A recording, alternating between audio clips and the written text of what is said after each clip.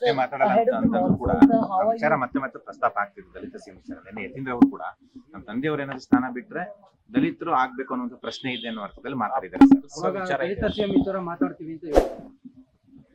ಅವ್ರು ಹೇಳಿದ್ಮೇಲೆ ಆಯ್ತಲ್ಲ, ನಾನು ಯಾಕೆ ಹೇಳ್ಬೇಕು? ನನ್ನ ರಿಯಾಕ್ಷನ್ ಏನಕ್ಕೆ ಬೇಕು? ಪ್ಲಾಟ್ಫಾರ್ಮ್ ರೆಡಿ ಆಗ್ತಾ ಇದೆಯಾ ಸರ್? ನನ್ನ ರಿಯಾಕ್ಷನ್ ಯಾಕೆ ಬೇಕು? ನೀವೇ ಮುಂಚೂಣಿಲಿರೋ ಸರ್. ಸಿದ್ದರಾಮಯ್ಯನವ್ರ ನಂತರ ಆ ಸ್ಥಾನ ನೀವು ತುಂಬ್ತೀರಾ ಅಂತ ನೋಡ್ರಿ, ಎಷ್ಟು ನೀವು ನನ್ನನ್ನ ಟ್ವಿಸ್ಟ್ ಮಾಡಿ ಟರ್ನ್ ಮಾಡಿ ಹೆಂಗ್ ಮಾಡಿ ಕೇಳಿದ್ರು ನಂದು ಒಂದೇ ಉತ್ತರ.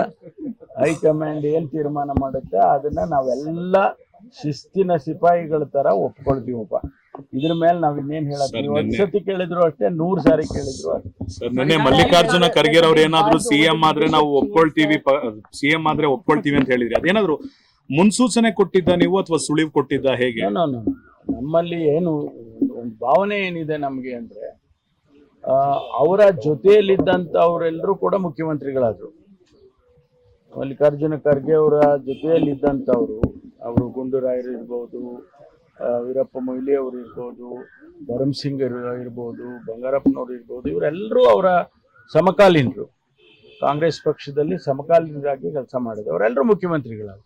ಇವರು ಕೂಡ ಅದಕ್ಕಿಂತ ಹೆಚ್ಚು ಸಾಮರ್ಥ್ಯವನ್ನ ಇರ್ತಕ್ಕಂಥ ಒಬ್ಬ ಹಿರಿಯ ರಾಜಕಾರಣಿ. ನಮಗೆ ಒಂದು ಅನ್ಸುತ್ತೆ, ಅವರು ಆಗಿದ್ರೆ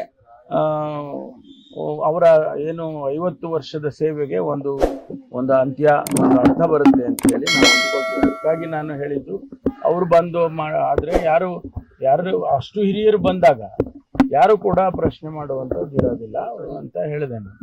ಒಂದು ಕ್ಯೂರಿಯಾಸಿಟಿ ಸರ್, ಬೇರೆಯವರೆಲ್ಲ ದೆಹಲಿಗೆ ಹೋಗೋದು ಬೇರೆ, ನೀವು ದೆಹಲಿಗೆ ಯಾವಾಗ ಹೋಗ್ತೀರಾ ಅನ್ನೋದಕ್ಕೆ ಸಂದರ್ಭ ಬಂದಾಗ ಹೋಗ್ತೀನಿ. ಡೆಲ್ಲಿಗೆ ಹೋಗೋದೇನು ರಾಜಕೀಯ ಮಾಡಕ್ಕೆ ಹೋಗ್ತೀವ? ಸುಮ್ಮನೆ ತಿರ್ಗಾಡ್ಕೊಂಡು ಬರಕ್ಕೆ ಹೋಗ್ತೀವಿ.